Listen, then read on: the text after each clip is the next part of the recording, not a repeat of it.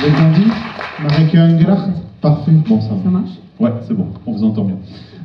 Donc je disais, voilà, on n'est pas du tout dans le documentaire, mais il y a évidemment une dimension un peu documentaire quand on regarde ce film, parce que c'est un film très réaliste, très documenté. Je crois que vous avez travaillé notamment avec une journaliste sur le sujet, justement comment vous avez accumulé des témoignages de femmes parties faire le djihad pour construire cette histoire et l'histoire de la protagoniste, et on va dire des deux protagonistes principales.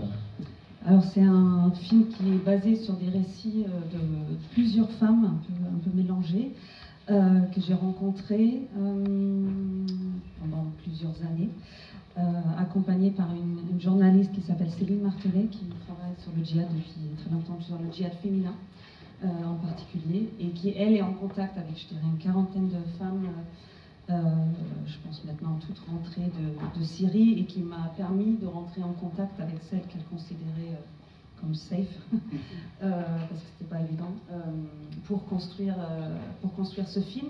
Donc même les éléments que je pensais avoir inventés, finalement ça s'est confirmé au fur et à mesure de l'écriture, que ça existait vraiment. Donc oui, tout est basé sur des faits réels. Je ne l'ai pas précisé, mais c'est un premier film.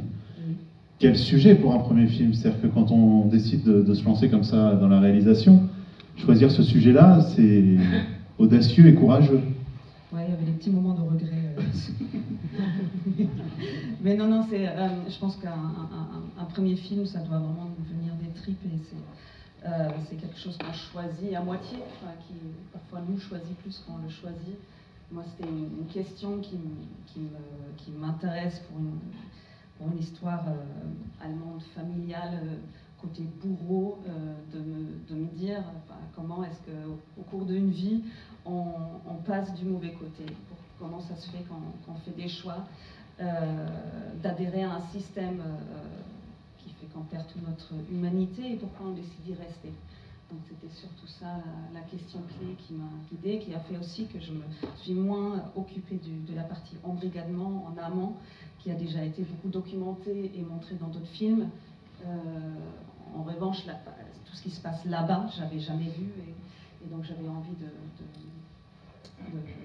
d'apporter cet éclairage. Voilà. Oui, parce que vous dites histoire familiale, parce que vous expliquez que vos grands-parents étaient membres des jeunesses hitlériennes, et que donc effectivement cette dimension embrigadement et comment on se fait laver le cerveau, c'est quelque chose qui était en vous, j'imagine, depuis longtemps, et que vous aviez envie un peu de raconter et de sortir. Oui, c'est grâce au film que je l'ai appris et compris. Ça a commencé avec un article dans les journaux sur un jeune couple qui voulait faire sauter la tour Eiffel, ils n'ont pas réussi, et qui voulait se marier après pour accéder directement au paradis. Et je trouvais assez passionnant comment, sinon c'est pas le mot, mais effrayant plutôt, comment Daesh se sert d'émotions très belles, innocentes, qu'on peut tout savoir, comme l'amour, l'appartenance au sens de la vie, de l'existence, pour pervertir ces émotions-là et les mettre au service de leur idéologie meurtrière. Et je me suis rendu compte que toutes ces idéologies fonctionnent sur ce même mécanisme d'embrigadement, et donc j'avais envie de traiter, au lieu de parler encore de nazisme, d'un phénomène contemporain de notre temps. Dernière question, mais vous avez tourné où et comment? Parce qu'on est beaucoup dans, vous allez voir, cette maison de femmes, au bout d'un moment, même vous aurez envie d'en sortir, tellement l'ambiance est lourde, tellement c'est étouffant. Vous avez tourné où? J'aimerais bien vous dire en Syrie pour garder l'illusion. Pour que vous ne cherchiez pas des petits signaux, que ce ne soit pas en Syrie, mais on a dû évidemment tourner les intérieurs en France et les extérieurs, par contre en Jordanie, à je pense 2 heures à peine en voiture de la frontière syrienne. Voilà, donc c'est vraiment le paysage de là-bas. Et en France, c'était une ancienne usine à tabac, à Sarlat. C'est pas très loin. Non, et l'architecture de l'usine m'intéressait pour cette idée d'une usine à procréation qui, pour moi, est derrière cette idée-là d'avoir fait venir toutes ces femmes dans le pays.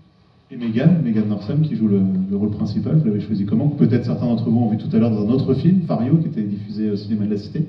Vous l'avez casté comment? Est-ce qu'elle arrivait dès le départ dans la construction du film? Assez tôt, parce que ma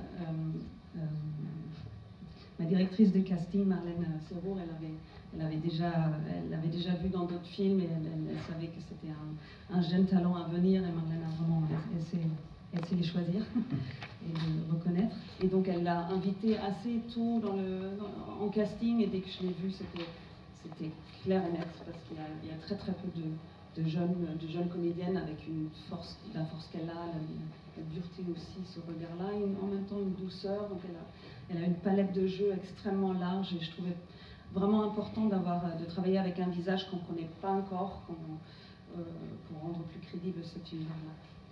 On va vous laisser découvrir le film et je le redis aussi en chaque fin de présentation, mais n'oubliez pas de voter pour le prix du public puisque ce film concourt à